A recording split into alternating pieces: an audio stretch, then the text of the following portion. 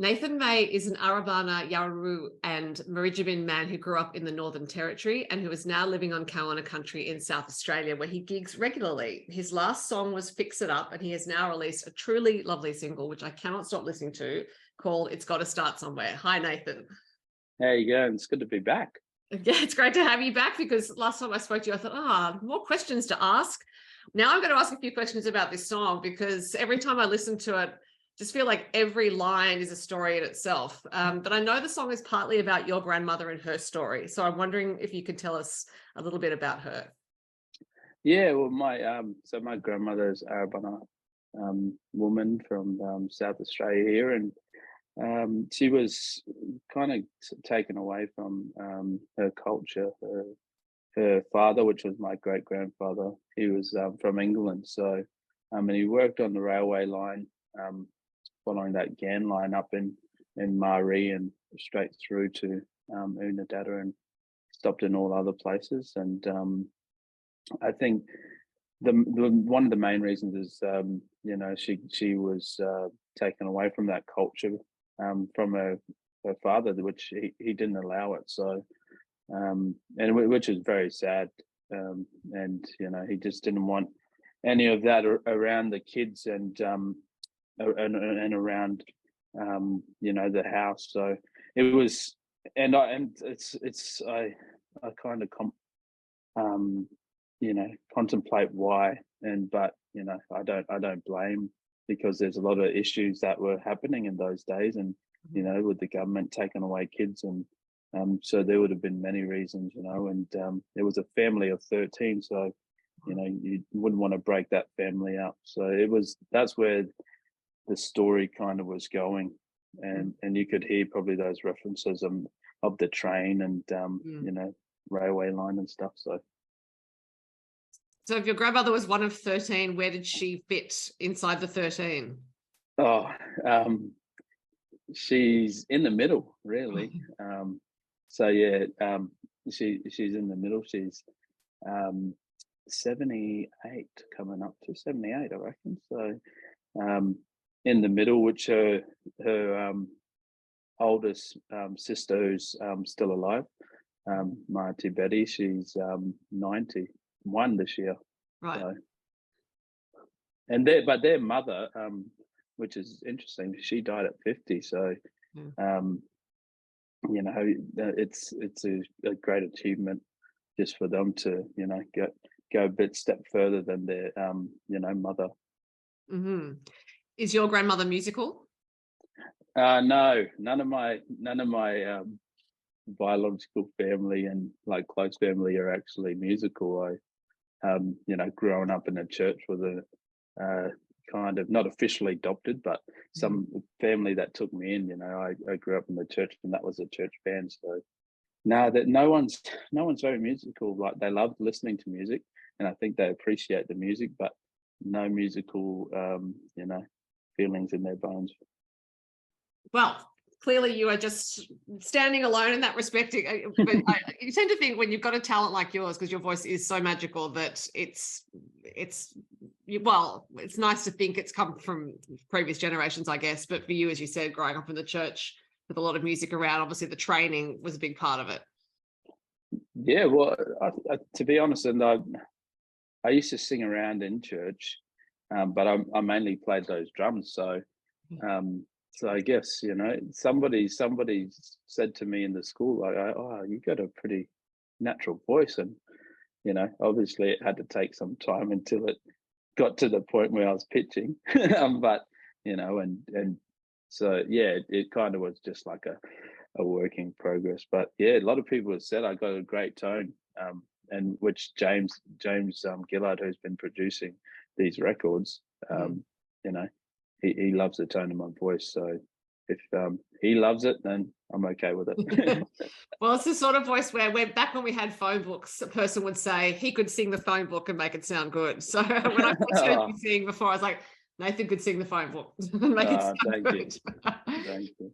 But this song, as I said, your voice has this magical quality to it. This song has quite a dreamy quality to the way it's put together. But the story and the message are really solid. If that makes sense. So like the music and the message do really work together, but they complement each other. The message is partly about moving forward from the past in terms of not just reconciliation, but weaving that past into the future of this country. When you set out to create the song, did you have that in mind? No, not really, because I guess, co-writing this with Luke O'Shea. I heard the song of his like perspective, and Kevin Bennett also was on that song as well, and he kind of had this kind of way of telling it and like really putting it out there and of that song, and so I guess it wasn't really, we weren't planning to do that. I guess he just said, "Can you tell me the story, of your great grandmother and grandmother?" And we said it, and I told him the story, and it took a while for the story to wrap up. But then he said it's got to start somewhere, and because I was kind of saying, we can't blame, we got to acknowledge it and start that conversation. That's where it's got to start. But yeah, I really didn't want to be putting that on anyone, and I just wanted it to just be about coming together and trying to learn from each other, and be one really for me. And as I don't speak for all Aboriginal people, but that's kind of my way I look at things in life now. And you mentioned forgiveness in the song, and I think that's also something you had to have in your heart when you recorded it, because I can hear it in your voice. It's just this tone that's there, this really open-hearted tone. So I guess when you go in to record as a way of connecting with the material, because technically, I can't sing like you can. So I'm just curious about how you achieve those sorts of things when you're singing. Yeah, well, James really got every word out of me, every phrase out of me. So, and I kind of was always thinking to myself, why though? Like, why does it really, matter if it's got great lyrics? But it did matter at the end how I said it, and the way that it was sung. And yeah, I always kind of look at that whole bigger picture of and I've only just started learning about how you phrase a song and how you execute it, because that can really tell the story of how you say it. And even just people who talk, and that's what they do.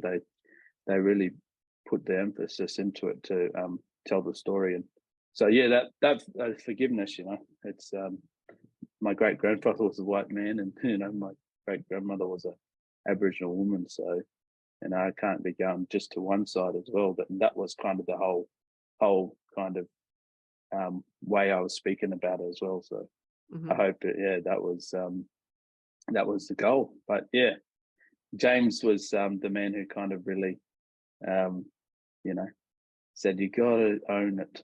Right. So. And I think I did. I think I did a great job. I think you did too. Is there a point in the studio, if James is giving you a lot of feedback, that you think, I've had enough now? Leave me alone. I can't, because I'm just somebody who wants to take it all in, and I learn from these people who've been there for so long. And I'm one of those people. I don't really get too upset if somebody really critiques what I need to do right, because that's how you learn, really. And that's how my people been really living as well. The Aboriginal culture is a lot like that, so you can't get too upset if somebody says that you're not doing you're not hitting it, or you got to execute it well. Now you mentioned working with Luke O'Shea. Luke is great as a co-writer, I think, in drawing out stories from people, and it sounds like he just kept asking you questions and things came out. And you also co-wrote with James. So I'm wondering, did you start off with Luke and then bring James in, or was it the three of you together at some point? No, we so when the whole thing came about where I wanted to write these songs and do this record when I hit James up, and he said, "Well, I would like to try and get you over to do these 3 intensive days of songwriting." Right. And you know, he invited Luke O'Shea, Colin Buchanan, and Kevin Bennett. So so we were sitting there in the on the kitchen table writing songs, the 3 of us. So and that's what I think made it like more real too. Like we were there. This was even during COVID. We were there, you know, sharing our ideas and going back and forth, because the song, I had this little guitar thing. It was like that rundown, dong dong dong. That was that's what I had at the start. And I said, well, I got this idea of how I want it to sound, but I need to put lyrics to it. And that's kind of how that process all went. But yeah, hopefully that answered that question. It did, yeah. And you also mentioned in the answer a record, which sounds like there's an album coming. Yeah. Yep. So that's all these songs are going to be on the album, and so that was the original idea, was to come to James, and I said, "Oh, look, I need some help on this, you know, album." And I've been with them for the last few days, so records in my head, you know, and they keep saying, "Oh, that was a great record," and just like, "Oh, I've got to embrace it now." So no, I think yeah, it was the kind of the album was a whole big picture, and you know, I'm so grateful to have fellas like Luke and James and all the people that have been working on it in my corner at the moment. Well, and yeah, Kevin Bennett is a legendary co-writer as well, because Lynn Botel, Felicity Urquhart, people like that talk about bringing him in when they're stuck on songs in particular. They're like, I have a bit, don't know where to go. So I'm sure he was very helpful for you too. Yeah, I just said see you to them at the airport. They come up to my country because we're writing some more. We got a few in the pipeline. So yeah, great people and such a great talent actually. Yeah. Now there is in the song the line, and I hope I'm going to pronounce this correctly, Napati Napati attitude, where you help me and I help you. Can you please tell us a bit about those words, what they mean? Yeah, Napati Napati is it's a Pinajata, young Pinajata word for it's kind of if you're doing something and they interpret it from, you know, if somebody helps you hunt, you know, you got to return the favor kind of thing. And it could be, it's both ways too. It's not always good. It can be bad as well, you know. So that's the whole concept. And I just wanted to kind of help people and, you know, kind of give them a bit of a, not education, but just give them a something that can get their brain going and for them to keep learning from it. So that was that whole idea, was to help them get an understanding, and yeah, that was Nuppity Nuppity. Yeah. Did that was that something that you brought with you to the songwriting session, or is it something that came out while you were working with Luke and James? No, well, Luke asked me, he said, "Oh, you know," and I don't know how it come up, but he did ask me about language and you know, I said, "Oh, I know a few words, you know." I'm still kind of on my journey to learn it all, you know. And I said, "Oh, well, I love the concept of this word. It's such a great word." And I said it to him, and he's like, "Yes." That was all. And then yeah, that it kind of actually that's just a big key element in that song actually, that I think is that word. Yeah, but it's not really the chorus, but it is like a linking phrase at certain points. Yeah. And it's just an important kind of a thing to say, you know. We all got to look after each other and help each other, I think. Now, you mentioned James working with you on how you delivered the vocals, but I'm wondering if he had the concept for the production of the song from the start, or whether he tried a few things, because it's not necessarily the musical treatment I was expecting from you after Fix It Up. Yeah, no, I think that's the whole point of this whole album. And he keeps when we've been talking to people that I introduced to him, he's like, yeah, Nathan came to me and he said he wanted to make a album like the Eagles. And I was like, and he's like, well, it doesn't sound all the same, most of the Eagles stuff. So yeah, I think he's got such a great knowledge and musically, and he knows what he wants to hear. And you know, a lot of the stuff he did, he mapped it out as soon as we did this song and we recorded in the studio. He went back to his house, because we only had the drums, bass, and the guitars. You know, Rod's guitar, acoustic guitar playing, and then he went back and worked on it. He said, "Oh, what do you think of this?" And he just had this whole big thing. I was just like, "Wow."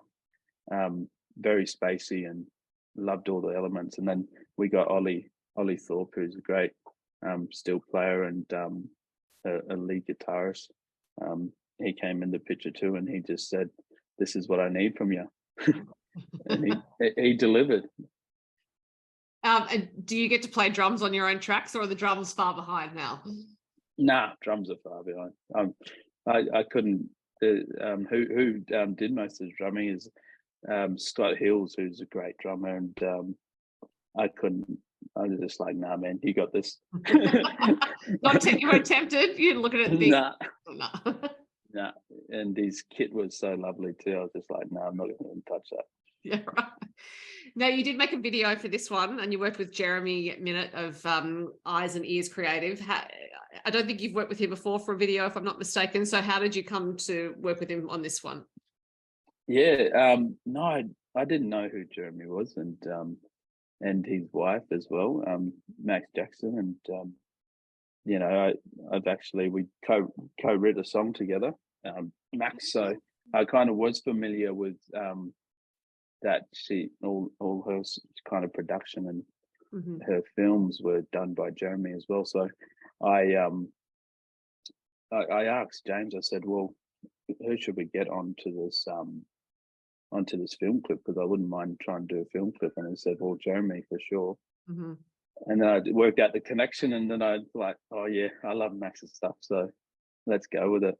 And you know, we pushed him to the song, and he did a great job, like bringing the story into the visuals. Was, you know, such an important it was an important message to not get wrong, and I think he did a great job to really nail that in the visuals. Yeah, I think it really marries that dreamy quality of the music with, as I said, the grounded nature of the lyrical content, actually. So he has that with a lot of nature shots and also some vision of you. So yeah, it's a really great video. I can't wait to hear the Max Jackson Nathan May song, if you've written a song. Oh yeah, well, yeah, Max Jackson, Nathan May, and James as well. So James is always in the picture at the moment. Yeah, right. Which I like. He's you know, been a big mentor in my life since I've met him, you know. So he's always got to be there at this minute, because he's invested so much into me, and you know, I just love the way he can bring a lot of stuff out of me too, you know, even songwriting. So very thankful to have him. Yeah, well, I suppose it is rare to find a true collaborator, and it sounds like that's what he is for you, but no doubt you are for him as well. Otherwise, he wouldn't want to spend this much time working with you. Yeah, and yeah, I think that's what I thought too when he traveled all the way to South Australia and drove 8 hours in the car with me, with his, you know, the co-founders of The Flood, and he always says that Kevin kicked him out of the band, so they were together in the car with me for at least 20 hours. So you know, he must get it back. You know, I think we all given, you know, that napaki back. You know, we're helping each other in both ways. What did you sing along to on that car trip? Any flood I songs? got I got a great education in music though, but man, it was such a great trip, and I was very sad to drop them off at the airport yesterday because I was like, my music's just going to go back to all these old 2000s pop hits, you know. And I used to listen a lot to the So Fresh disc, you know, the compilations. Yep. So they weren't happy when my playlist came on. They're like, "Oh, can we, put something else on?" Don't tell me there was New Kids on the Block on there or something. No, none of that. But no, it's pretty funny. Now, quite apart from making music, you are busy being a mentor to younger people, to children. You are involved in the Culture is Life suicide prevention program. Can you tell us a bit about that, please? Yeah, well, I think, I try my best to do a lot of mentoring and a lot of, prevention in any way. And suicide's one of the biggest things that hits home for me because it affects my communities a lot. The highest suicide rates are in Aboriginal communities. So yeah, the work that I got to do, and I keep doing with Culture is Life and other organisations such as Reconciliation South Australia and the Relationships Australia and all these people that I do work with. I think it's just an important thing to be somebody who can give back and going out to the community that we was at this weekend and going into the school and just showing kids like it, if you are feeling sad and down, you can always listen to music or go for a walk. And I think that was mainly one of the most important things, is bringing this music aspect into all of it. When it came to mental health and when people were getting depressed, I think music was the best medicine for me. As a young fella, there could have been different ways that things could have went, and music, I say, kind of helped me in my decision making, and so thankful for it. So I think it's very important for me to always give back to those services and to those prevention groups. It's great to be a part of it. I guess music reminds us that we're not alone in the universe, if that makes sense. It's because it's not only being created by someone else, but it is a universal language. It's as in of the cosmos, it seems to be. So for me, that's what it means as well, is that, yes, if your mental health is suffering, that act of listening to music or playing music or both can connect you to everyone else. And at least, well, even theoretically, it can connect you to other people. And that then starts the process of feeling more connected and less alone. Yeah, that's the most important message that I try to bring to people, is that nobody's alone ever. everybody's getting listened to, or there's people there that you can lean on. So just feel like breaking out to lean on me at that point then. Not a bad thing to do, actually. Now, you also teach at school holiday music camps in Murray and Unadada, which you mentioned earlier, and Kubapedi. What do you enjoy about teaching music at those camps?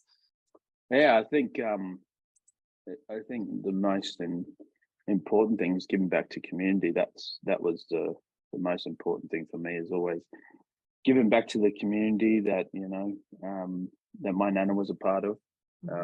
That's my people as a part of that community. So, and there's a lot of Arabana kids rolling around, and I had a lot of mentors, and I had a lot of people that helped me through this. And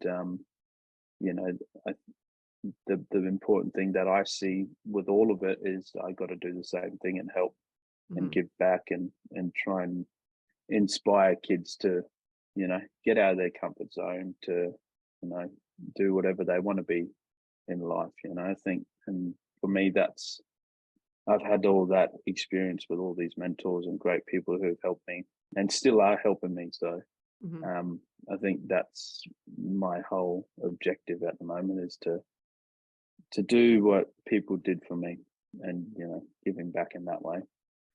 And again, embodying Napati Napati Yeah. songs. Yeah. So you are walking it and talking it and singing it.